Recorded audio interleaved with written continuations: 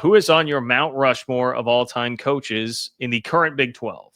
So by that, I take that to mean by the schools that are currently in the Big 12. Who's on the Mount Rushmore of coaches there? We're not talking about Bob Stoops. Okay, Texas and Oklahoma can get the hell out of here. Julia says, I would think that Bill Snyder has to be there. Leach, Gundy, Charlie Weiss. That's nicely done there, Julius. And then he closes with, does Lavell make it? Asking about legendary BYU coach Lavell Edwards.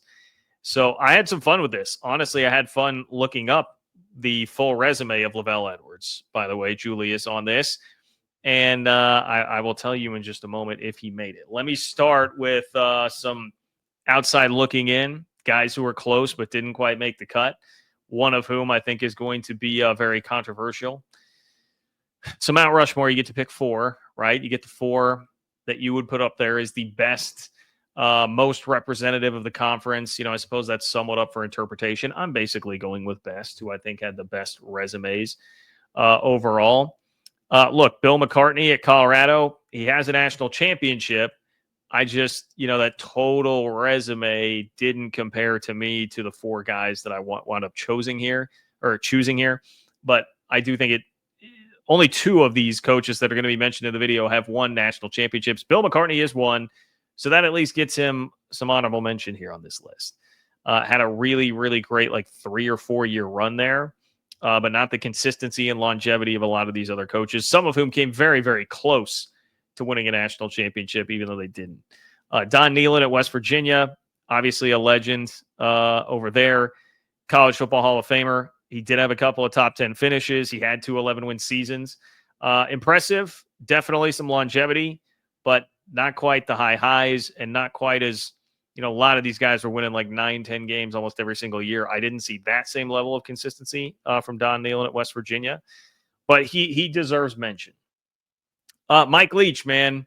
Mike Leach, it kind of killed me to not put him on here, but Mike Leach definitely is within reach. Obviously a very innovative coach, one of the most beloved.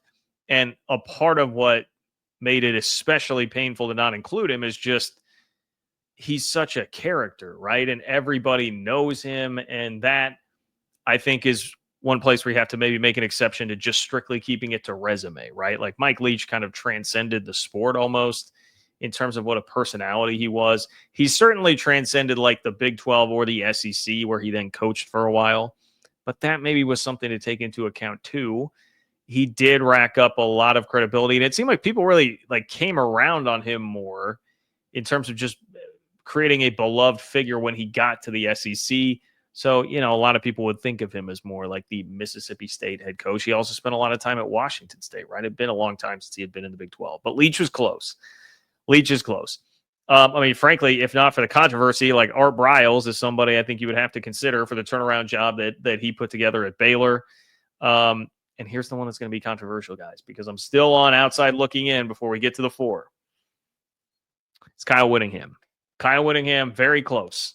Very, very close to making it. He has 7 10-plus win seasons, a 13-0 season. Shout out to the Utah Utes beating Alabama in the Sugar Bowl once upon a time. He's got a National Coach of the Year. He's got the longevity, been there over 2 decades. He is going to be in the College Football Hall of Fame. He is an excellent, excellent, excellent coach. Okay? But he is not quite on this list. Not quite on this list. And in fact, I initially had Kyle Whittingham on this list until I really put his resume under the microscope with the first coach that I'm going to mention who makes the Big 12 football coach Mount Rushmore, and that is Gary Patterson. Okay? Gary Patterson at TCU. Similar, if we're talking about just guys that had a similar path, it's Gary Patterson and Kyle Whittingham. Started out at schools that were at similar levels and had a ton of success at those lower level conferences. And then they move up, they get the call up to the big leagues, and they still have a bunch of success there, have some really high level seasons, winning conference championships, going to New Year's Six bowls. The thing with Gary Patterson's resume compared to Kyle Whittingham's is just, I felt like the highs were higher. There were a couple of higher highs because not only does he match the unbeaten 13-0 season that Kyle Whittingham had. Gary Patterson literally did that, won the Rose Bowl. Kyle Whittingham did that, won the Sugar Bowl. So that almost cancels each other out. But he also had that run in 2014 where, frankly, he should have been a playoff team. Should have been a playoff team. This is a team that's going to get mentioned twice on the show tonight, more on this later. But Gary Patterson was the number 3 team in the college football playoff rankings heading into the final weekend. He beat Iowa State by 50 and then got passed over by Ohio State. And I think Baylor also, right? Did they wind up at number 6? They dropped from 3 to 6. Anyway, should have been in. And then they won the Peach Bowl. So there was another New Year's Six Bowl win, and that was a team that was like national championship caliber. They were right there, should have been in the playoff. Gary Patterson had 3 BCS/New Year's Six Bowl appearances, had tons of longevity, 10 double-digit win seasons. I just felt like another huge high there for Gary Patterson. I had to give him the nod over Kyle Whittingham. Now, maybe you would get some pushback for the next one as well from a Utah fan. It is Mike Gundy. I'm going to put Mike Gundy on this Mount Rushmore. Some of this may also be influenced a bit, I will admit, with Gundy, where his whole career has been in the Big 12, whereas Kyle Whittingham, new onto the scene here, right? So if you are thinking about a Mount Rushmore, yes, you want it to be best, but there is an element here of like who is representing the conference. It's like how do you do a Big 12 football coaches of the current conference without putting Mike Gundy on there? A guy who's been doing it now for 2 decades at Oklahoma State with an immense amount of success, 8 double-digit win seasons. He's obviously got the 2011 run where he flirted with a national championship. They are one inexplicable loss in Ames away from playing for a national title. And even then, they were just like minuscule BCS computer points away from still playing for a national championship. That team was legitimate national title good. He is a 3-time Big 12 Coach of the Year. He has won a National Coach of the Year award. He is definitely going to be a Hall of Famer. It was a turnaround job. Like, that was not a great job when he took it over. And he is just an iconic college football figure. An absolute iconic college football figure. So I think Gundy absolutely deserves it for all of those reasons. He is a big-time representative of the Big 12. I'm seeing some of you guys in the comments are talking about, like, Bob Stoops, Mac Brown, Bill Self. We're doing football coaches of teams that are currently in the conference, guys. Football coaches that are from teams currently in the conference. Okay, those are the parameters. And so Gary Patterson and Mike Gundy are the first 2. Next, I've got to go with, you can call it a homer pick or whatever, but man, it's not. Bill Snyder is going to be one of those coaches on Mount Rushmore. Bill Snyder took over what Sports Illustrated called the worst program in college football history. The year before he took it over, Sports Illustrated and College Football Preview magazine wrote this big preview article. Like literally SI would do the whole season preview. They took time out to do Doug Looney. Shout out to Doug Looney, an article calling K-State the worst program in college football history. It was an article called Futility U. And within 2 years, Bill Snyder had won 5 games. Within 4 years, he had won 9, including a bowl game. And within 10 years, he had K-State ranked number 1 in the country. Literally took over the worst program in the country. Within 10 years, had them ranked number 1. He won 11 games 6 times in 7 years at one point at the Big 12 level. He had 7 11-win seasons overall. 10 times he won double-digit games. And he's got the second turnaround as well, right? He also took a K-State team to number 1 after retiring and then coming back. And he is active College Football Hall of Famer. So, yeah, Bill Snyder has to be up there. Has to be in there.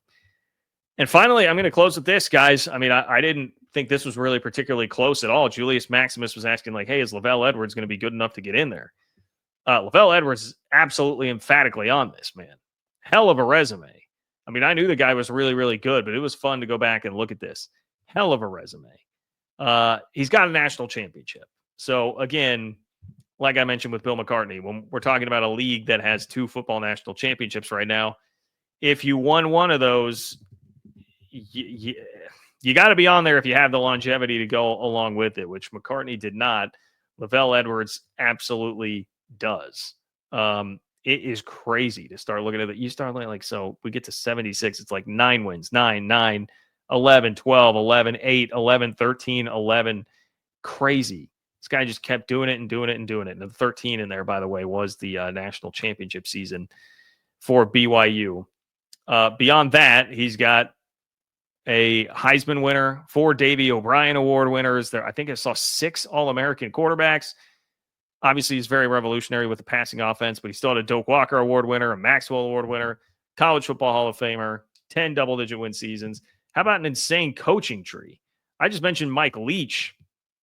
I didn't know this until I was reading up about this, that Mike Leach, I guess you could say maybe not officially a part of the coaching tree, but like he would sit in on film sessions with Lavell Edwards way back when he was in school at BYU. So in essence, you could throw him on there, but start looking at this coaching tree. Kalani Sitake, Andy Reid, Brian Billick.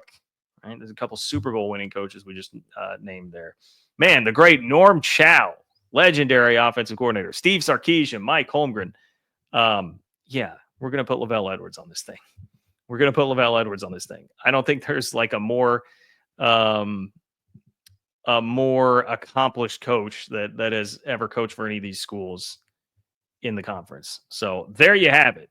There is your Big 12 current conference football coaches, Mount Rushmore. Bill Snyder, Lavell Edwards, Mike Gundy, Gary Patterson. That's what we're going with. But you guys can light me up in the comments if you want. That is totally fine. Let me know who I'm missing. Let me know who should be up there. Let me know what's wrong about it. Please do like the video, subscribe to the channel. All of that is great.